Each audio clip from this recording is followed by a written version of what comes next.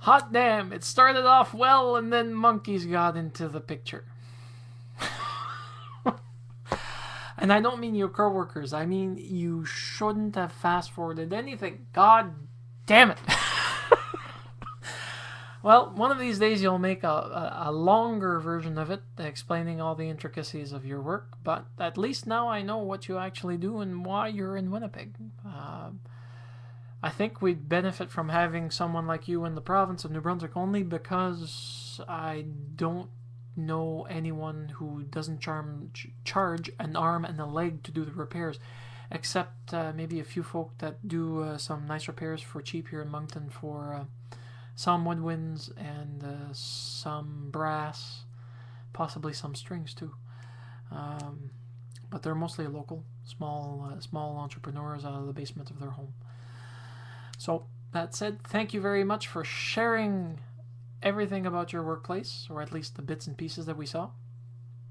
And it brings back that Sesame Street, Sesame Street episode, I think it used to be, where they actually showed how the sax was made, or was it a different one? Anyways, that said, you did ask a question. What part of my job do I hate, or what part of your job do you hate? Well, anyways,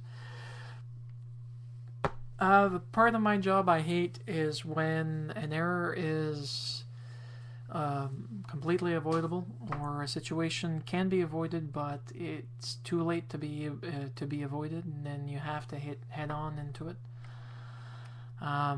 Especially when you're actually brought into the supervisor or manager's office and reprimanded and made to be. You're actually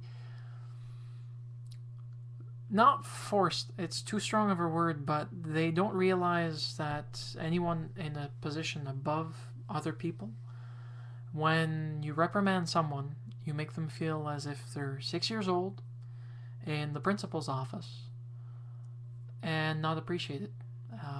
In fact, it becomes a stressful, angst-ridden moment where it's happened too many times with me, and I decided to blow up in front of my manager, and he didn't like it one bit, and he decided to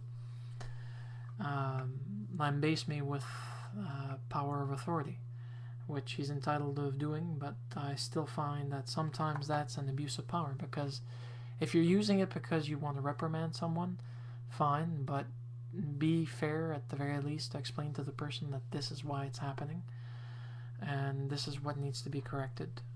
I've caused situations for myself, caused situations for others where I've definitely deserved it, and it's still difficult to be able to accept.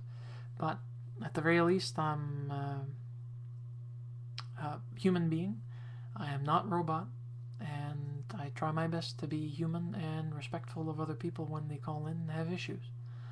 And I try to deal with their issues as best as I can. In some cases, nothing works.